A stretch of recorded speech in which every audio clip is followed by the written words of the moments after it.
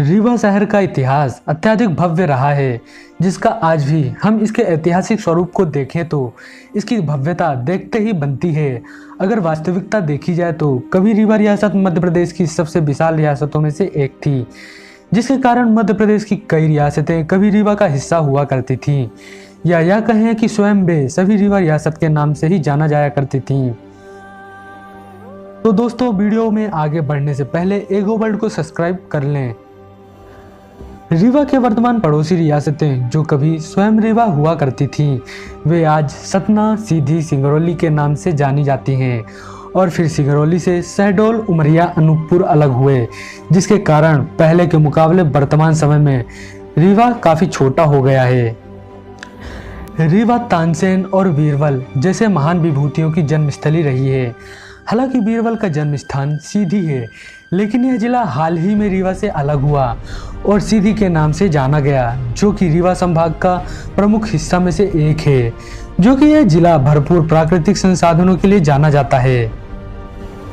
और जहां बात करें सतना की, तो वो आज से 150 साल पहले रीवा का प्रमुख रेलवे स्टेशन के रूप में अस्तित्व में आया था, जबकि अब देखा जाए तो 100 साल बाद जितनी तेजी से सतना डेवलप्ड हुआ है, उतनी तेजी से किसी रियासत का विकास नहीं हुआ होगा, क्योंकि सतना का अपना कोई इतिहास नहीं था, जिसके कारण कोई राजा या राजघराना का विकास में योगदान नहीं है।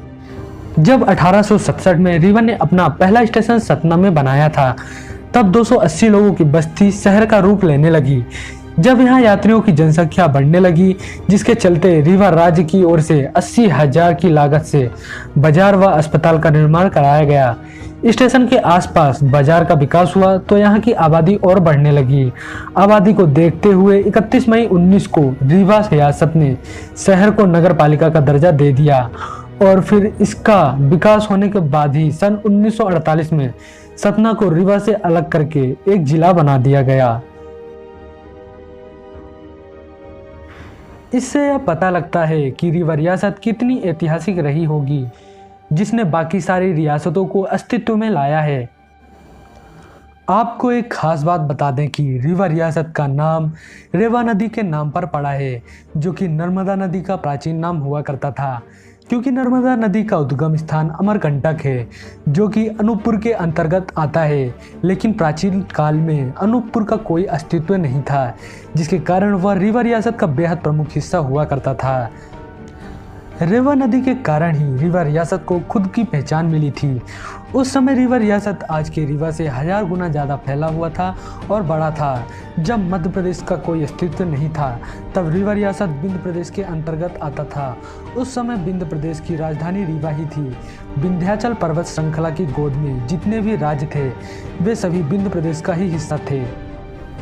रीवा रियासत प्राचीन काल में एक महत्वपूर्ण व्यापार का मार्ग रहा है, जो कि पश्चिम भारत को दक्षिण भारत से जोड़ता था। एक समय था जब रीवा रियासत में बघेल राजवंश राज किया करते थे, जिनका सबूत बघेल साम्राज्य के किले हैं, जिनका इतिहास 400 वर्ष पुराना है। यहाँ के महाराजा व्याघ्रदेव से लेकर वर्तमान महाराजा पुष्पराज सिंह तक 35 पीढ़ियों का शासन रहा है। एक बात जो आपको जानकर हैरानी होगी कि रीवा रियासत ने एकड़ युद्ध के अलावा कोई बड़ी लड़ाई नहीं लड़ी है। हो सकता है यही बड़ा कारण रहा हो कि रीवा रियासत कभी भी किसी का गुलाम नहीं हुआ। और सबसे खास बात तो यह है कि रीवा रियासत के नाम को विश्व स्तर पर पहचान तब मिली जब पूरे भारत का नहीं बल्कि पूरे एशिया का सबसे पहला सफ़ेद बाघ रीवा में पाया गया था, जिसके कारण आज ऐतिहासिक प्रदेश रीवा विश्व भर में सफ़ेद शेरों की धरती के रूप में जानी जाती है। तो दोस्तों, वीडियो कैसी लगी आप हमें कमेंट में ज़रूर बताना, और वीडियो अच्छी लगी हो तो वीडियो को लाइक और शेयर कर देना। चैनल को सब्सक्राइब करना मत भूलना, और ऐसे ही फ्यूचर में वीडियो पाने के लिए हमारे एगो वर्ल्ड को सब्सक्राइब जरूर कर लेना, और हमें इंस्टाग्राम में भी फॉलो कर लीजिए, लिंक डिस्क्रिप्शन में दी गई है।